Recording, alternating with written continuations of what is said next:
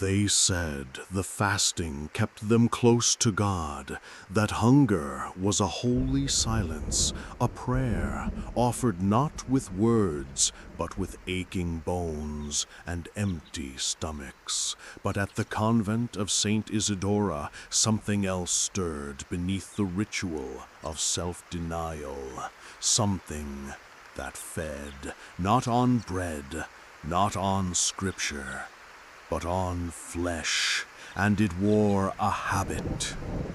Welcome to Convent Nightmares, where devotion meets dread, and vows are stitched together with secrets never meant to see daylight. If your lights are on, keep them that way.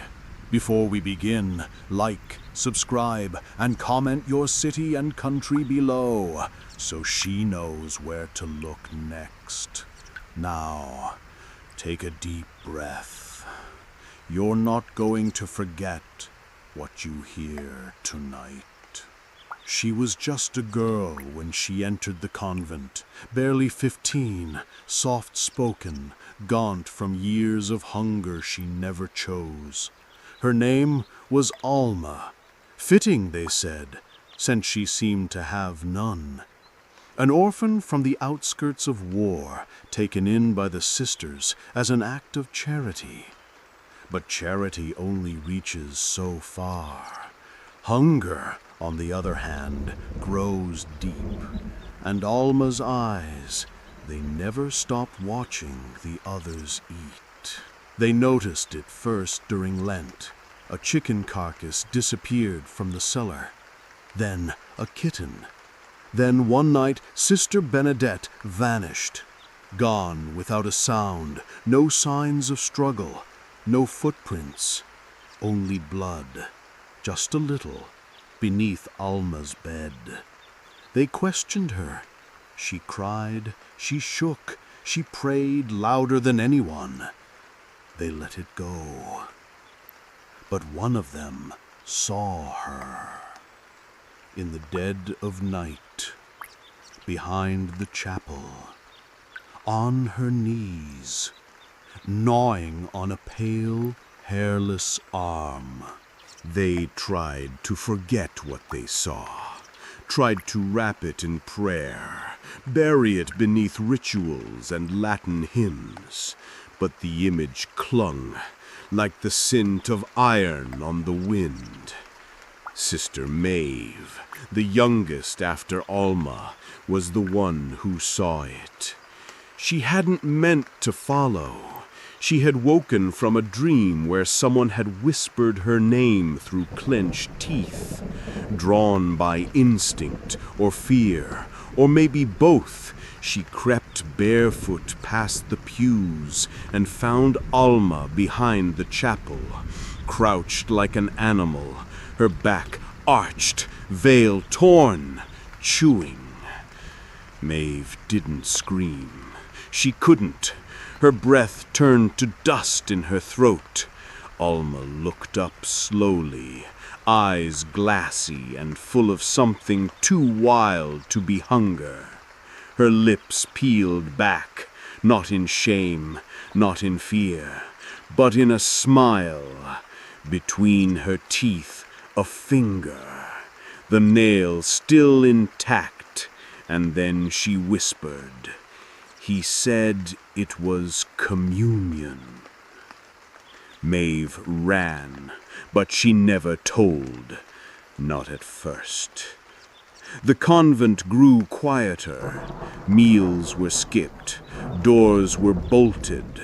The sisters avoided the cellar entirely, and the candle in front of the statue of Saint Isidora, normally kept lit day and night, flickered out.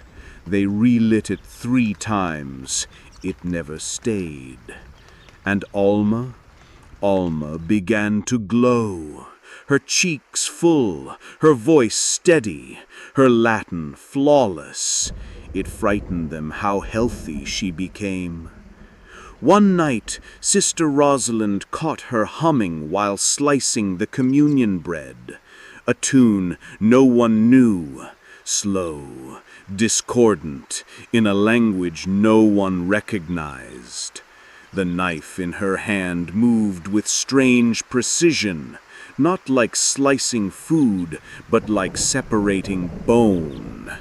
When she noticed Rosalind watching, she simply said, "This is how he taught me. The lamb must be shared." They confronted the Mother Superior. They begged, but she refused to hear it. "Alma is a child of God," she said. "She bears her cross in silence." But silence had teeth, and Alma's silence had grown sharp. That same week, a novice went missing. Only her veil was found, folded neatly, left on the chapel steps. That night, Sister Maeve finally spoke. She gathered the others, lit a lantern, and led them to the crawl space behind the pantry where Alma was seen vanishing after meals. It was dark. It smelled of wet stone and decay. They followed the narrow tunnel down into a hidden chamber. What they found was not a pantry. It was a shrine. Bones stacked like scripture. A wall of jawbones arranged like a rosary.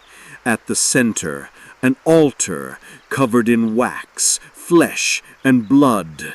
And on the wall, scrawled with what looked like finger bones dipped in bile, one phrase repeated over and over: "This is my body." They turned to run, but Alma was already there. Her veil gone, her eyes wide and full of light not of this world.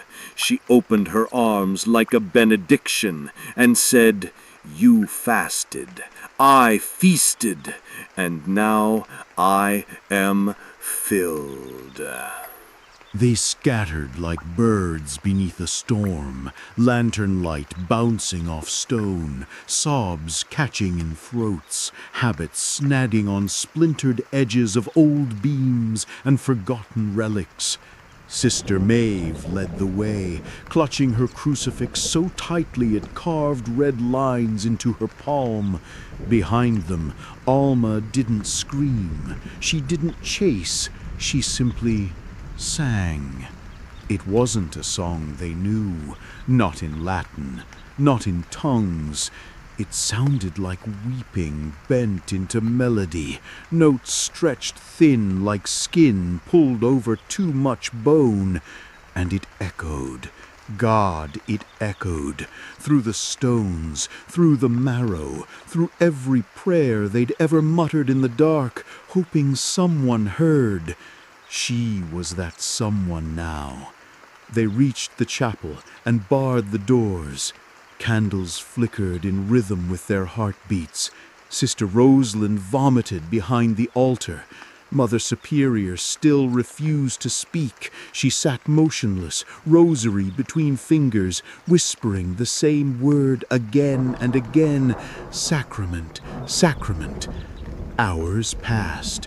No sign of Alma. But something was wrong. The smell of meat, raw and salted, lingered even in the incense. Then a sound. Not footsteps, not whispers. A single knock at the chapel door. Then another. 12 in total. One for each sister still breathing. And then silence. Until they looked at the stained glass window above the pulpit. She stood behind it, Alma, eyes glowing gold, skin slick with sweat and something darker, smiling wide, hands clasped in prayer, but wrong, too still, too large, as if she was growing, stretching, sanctified by something ancient and hungry, and the glass didn't shatter, it melted. They fled to the bell tower. They had to call for help, for absolution, for fire, anything. But when they reached the top, the bell rope had been replaced with intestines, braided, still warm. Rosalind screamed. Maeve pulled her away from the edge. They all fell to their knees, and beneath them, from the floorboards of the chapel, came the sound of chewing. They didn't sleep. No one dared. They huddled in the cold stone bell tower, wrapped in wool cloaks, whispering prayers with mouths too dry to form the words. Maeve counted heads again and again. 9. Only 9. One sister gone during the chaos. No one remembered hearing a scream. That made it worse. The air changed at dawn. It didn't warm. It grew thick, like something was holding its breath beneath the ground, waiting. The morning light didn't reach the tower. It barely kissed the walls of the convent, as if the sun itself was ashamed to look inside. They took it as a sign. They would leave, abandon the place, burn it if they could. But they had to go together, and they had to go before Alma returned. Sister Hilda led the descent, clutching a rusted censer filled with coals from the chapel. Smoke and ash, a shield, she said. But when they reached the main hall, the statues were gone. Every image of Mary, every crucifix, even the Virgin's hands from the baptismal font, vanished. In their place, scraps of meat hung from the rafters like garlands, dripping. Fresh.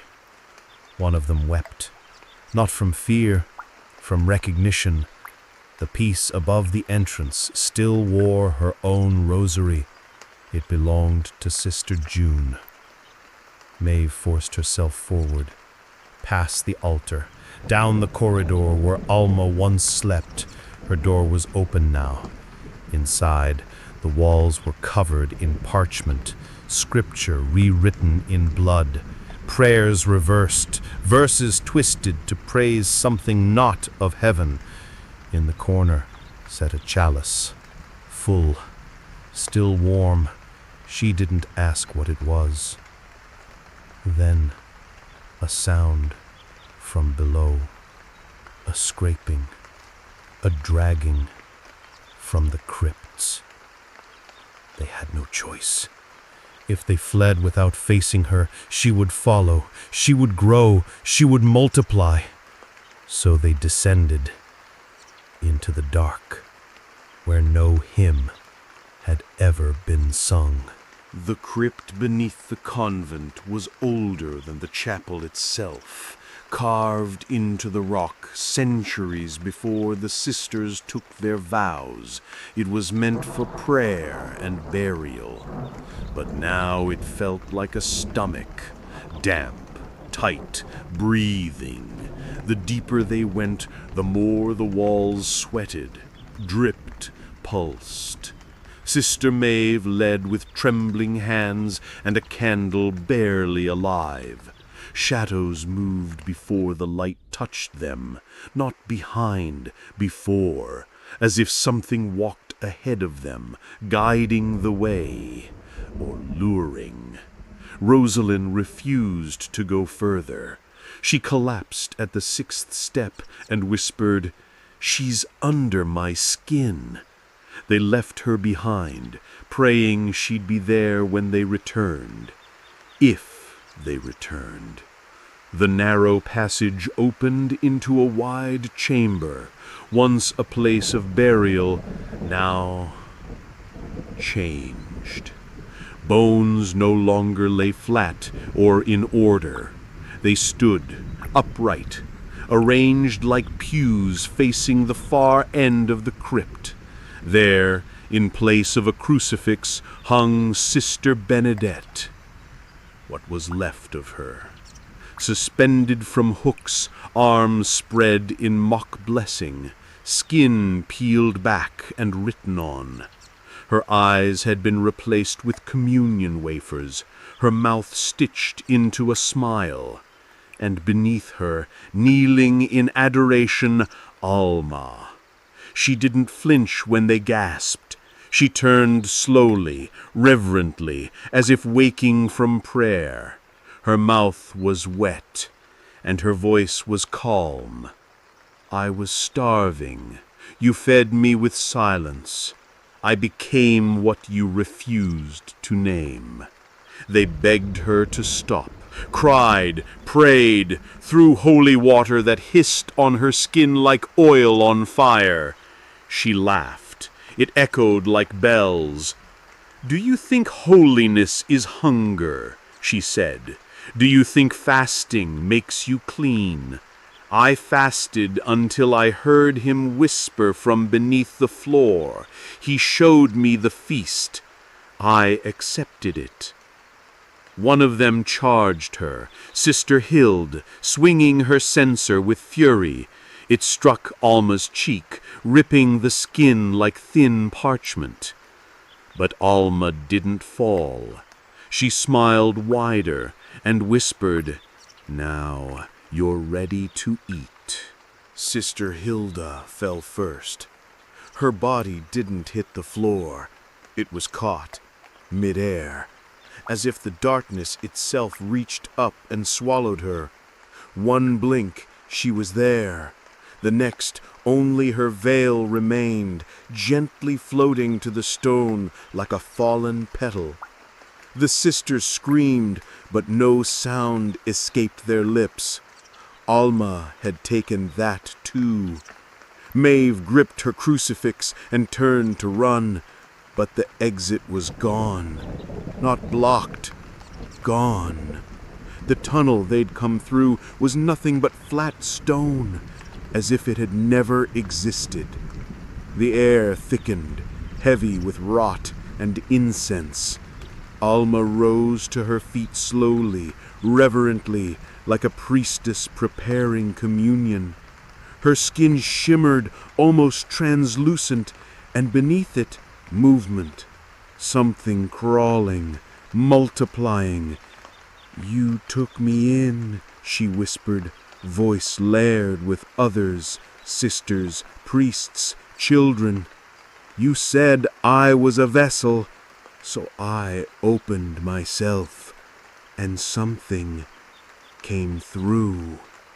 Behind her, the bones in the crypt pews began to stir, rattling, creaking. One by one, they sat upright, skulls tilted, empty sockets turning toward the sisters. They weren't alone. They had never been alone. Alma had been feeding them, and now they wanted more. Sister Maeve grabbed the candle from her hand and held it high. "In the name of Christ, I command you!" But Alma only smiled and stepped into the flame, not away, into it. Her flesh sizzled, split, and something pushed from within her, splitting her open like a fruit. The thing that emerged had no face, no form, only hunger. The bones moved faster now. The room filled with the sound of ancient hunger, of teeth gnashing from mouths that no longer had lips. The sisters fell to their knees, not in prayer, but in collapse, one by one. Maeve held tight to her candle, eyes locked on the horror before her. But even as she prayed, she felt it. A hand on her shoulder, cold, familiar, and a whisper. "You were always the favorite." They say the convent still stands, though no road leads to it now. Just a forest too quiet, a sky that forgets to brighten above it. No birds nest nearby, no wolves howl, only silence, broken sometimes by the distant echo of a bell no longer hanging in its tower. Of the 9 sisters who entered that crypt, none were ever seen again. The church sealed the grounds, burned the records, changed the name. But stories persist, a flickering candlelight in broken windows, of hymns sung backward in the wind, and of a pale figure watching from the belfry with eyes like dried blood and lips that twitch in prayer. If you listen closely, some say you can still hear the chewing beneath the floorboards. This has been another tale from Convent Nightmares. If you're still breathing evenly, if your hands haven't begun to tremble, consider leaving a like, subscribing, and commenting your city and country below, so she knows where to find you next. And remember, some saints are made from suffering, others from what they consume. Sleep well, if you can.